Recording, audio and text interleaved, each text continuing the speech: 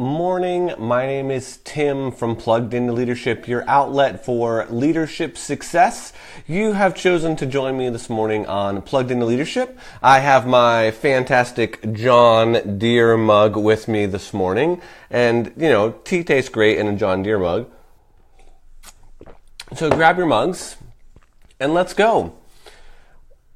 One of the things that I have been thinking about a lot lately is my story. And a few weeks connecting. There it goes. Okay.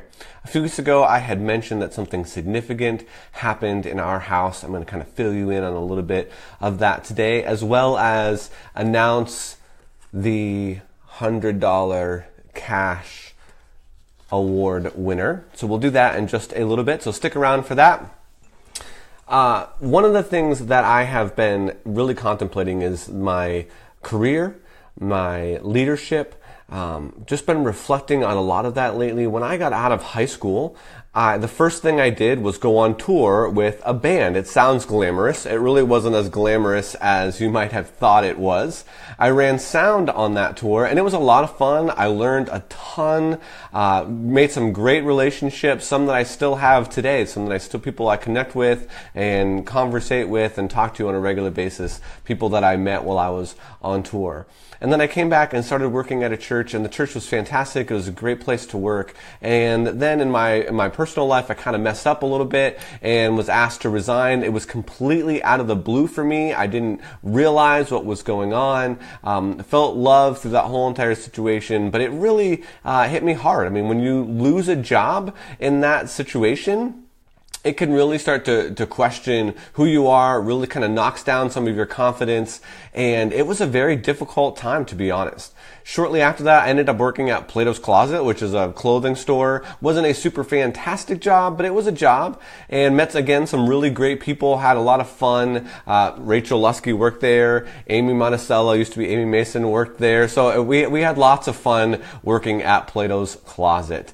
And then from there, I worked doing some production for some local sound companies back in Pennsylvania, and then got a chance to work at another church. Worked there for a few years, and then in the economic downturn time, got let go during some financial difficulties. And again, that was a really difficult time in my life when you feel like you have a calling, when you feel like you have a dream, when you feel like things are so clear and the situation has a turn for the worst and you don't understand what's going on, you can't really imagine how to move forward. It is really difficult. And one of the things that I experienced in that time was just the complete and utter lack of confidence, saying, man, the people that I worked for before didn't want me, they didn't care about me, and I must have no skills, so why would anybody else want me? Why would anybody else want to hire me? If these people didn't want to hire me, why would anybody else want to hire me?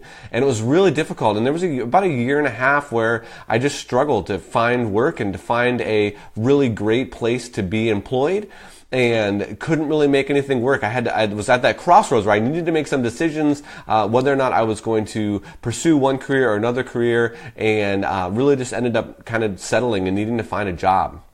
And appreciated the next job that I had, but it wasn't the ideal, it wasn't perfect, and worked there for a few years, and then moved on to do some ministry work, some full-time ministry work with Ratio Christi.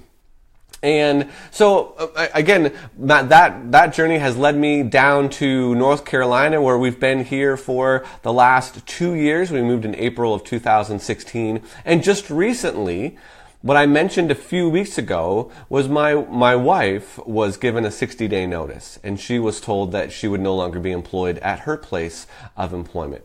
And that was, again, a difficult time. She went through a lot of the same things that I went through when I was let go from my position at the previous place that I worked. And it's hard. It's hard. That is a difficult situation to be in.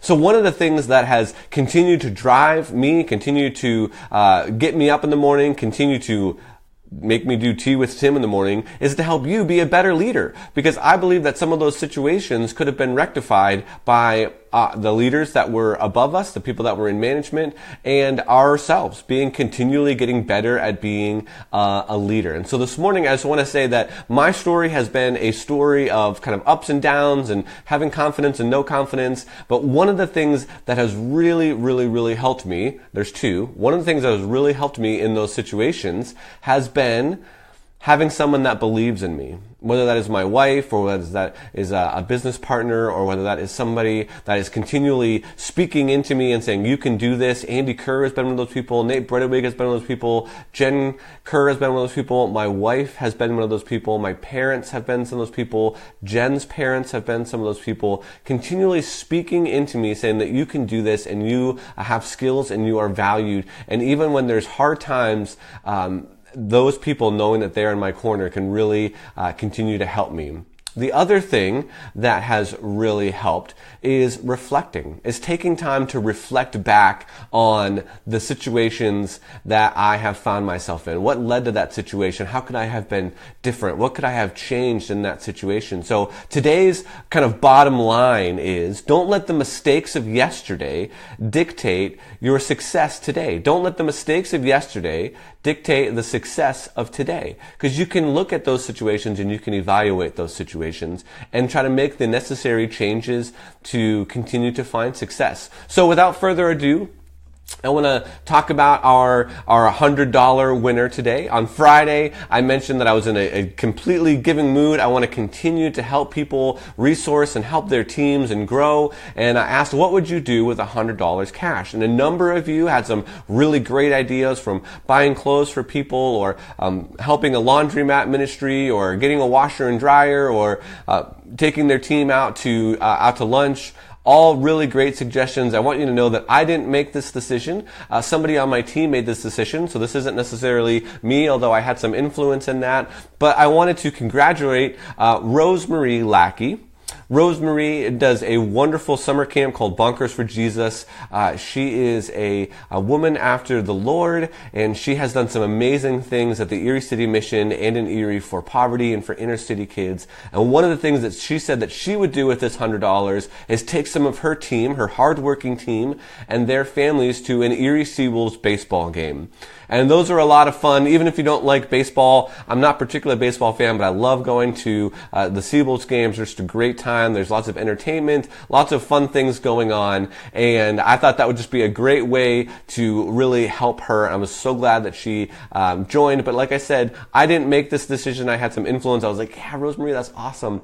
So congratulations, Rosemary. I will text you and get your address, and I will ship that off to you. And if you could take some pictures of that event that you taking your team out and tag Tea with Tim, or just shoot them to me via text message or email, I'll throw them up on the page and we can celebrate with you. So congratulations, Rosemary. We're going to be doing that every once in a while.